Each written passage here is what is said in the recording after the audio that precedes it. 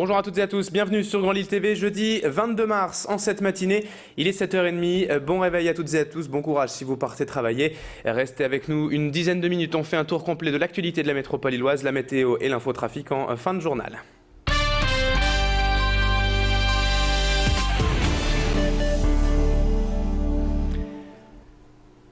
Et tout d'abord à la une de l'actualité régionale, mauvaise nouvelle hier pour Florence Cassé. La nordiste va en effet rester en prison après le refus hier de la Cour suprême mexicaine d'accéder à sa libération malgré la demande du juge rapporteur. Seuls 2 juges sur 5 ont en fait voté pour sa libération hier alors qu'il lui fallait obtenir la majorité des 5 voix. Une nouvelle énorme déception et même beaucoup de colère pour ses proches hier à l'annonce de ce vote de la Cour suprême. La justice mexicaine qui a par ailleurs déjà nommé un nouveau juge rapporteur cette nuit qui devra maintenant donner son avis, tout comme le précédent, pour établir un projet pour le cas de la Française. Ce rapport ne sera pas présenté en revanche avant plusieurs mois et c'est donc une nouvelle longue période d'attente qui s'annonce pour Florence Cassé. Dans le reste de l'actualité de la métropole lilloise, ces images d'un impressionnant incendie hier après-midi dans le centre de Lille, rue Faidherbe. Le feu a démarré vers 17h, probablement suite à l'explosion d'une chaudière au sous-sol de l'immeuble. Les flammes se sont ensuite propagées par la cage d'escalier vers le haut du bâtiment, en détruisant partiellement le rez-de-chaussée, les 4e et 5e étages. De nombreux pompiers étaient sur place pour maîtriser cet incendie et évacuer 4 personnes de l'immeuble. Aucune victime n'est heureusement à déplorer, mais durant toute la fin d'après-midi, un important périmètre de sécurité a été déployé autour du sinistre et la circulation a bien évidemment été coupée jusqu'en début de soirée.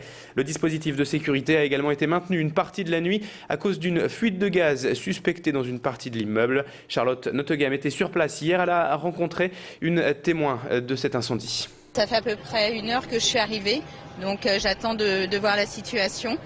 J'attends de voir comment va être la fin de l'incendie et puis pour récupérer ma chambre. Enfin, le principal, c'est aussi qu'il n'y a pas de souci, qu'il n'y a pas eu de blessés au niveau de l'incendie. Moi, c'est un peu moins grave.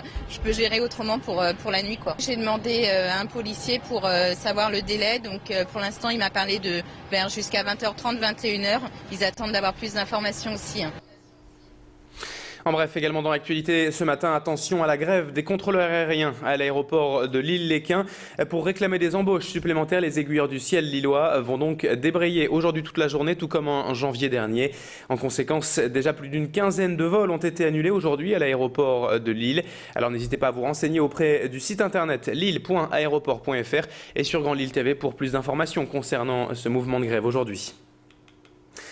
On évoque à présent la venue hier à Lille de l'ex-présidente d'Areva. Anne Lauvergeon était à l'EDEC hier pour une conférence avec les étudiants lillois.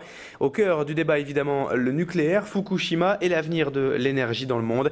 Mais celle que le magazine américain Forbes a classée 8e femme la plus influente du monde en 2006 s'est exprimée également à propos de son ascension dans ce milieu très masculin et sur sa reconversion après plusieurs années à la tête de l'entreprise nucléaire française. À cette occasion, l'auditorium de l'EDEC était quasiment plein avec beaucoup d'étudiants bien sûr, mais aussi de nombreuses personnes venues de l'extérieur pour rencontrer, comme l'a fait notre reporter Clément Carillon, Anne Lauvergeon.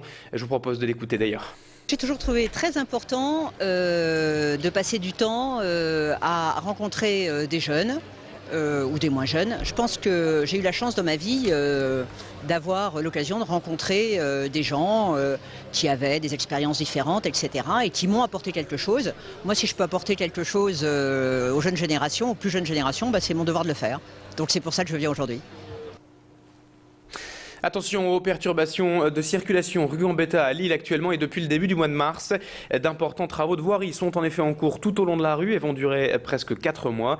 Les trottoirs vont être élargis, la chaussée refaite et des places de stationnement seront créées. La rue est donc à sens unique à l'endroit du chantier et cela occasionne pas mal de difficultés pour circuler dans le quartier. Mais surtout, les commerçants enregistrent une baisse de fréquentation car leurs clients aujourd'hui ne peuvent plus accéder au commerce de la rue. La place du marché d'Oisem sera tout de même ouverte à la demande des commerçants le vendredi et le samedi pour ne pas trop être lésés par le chantier. Retour sur la difficulté de ces travaux avec quelques commerçants au micro de notre reporter.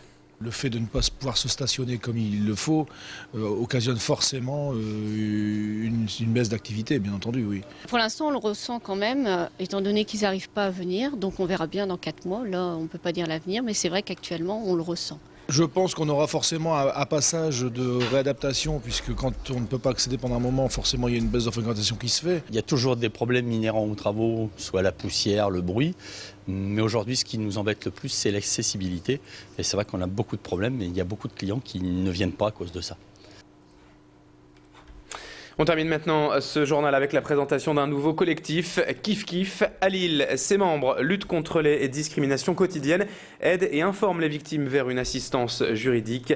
Le collectif est en fait basé sur un réseau de correspondants volontaires chargés de collecter des informations sur d'éventuelles discriminations dans leur entourage.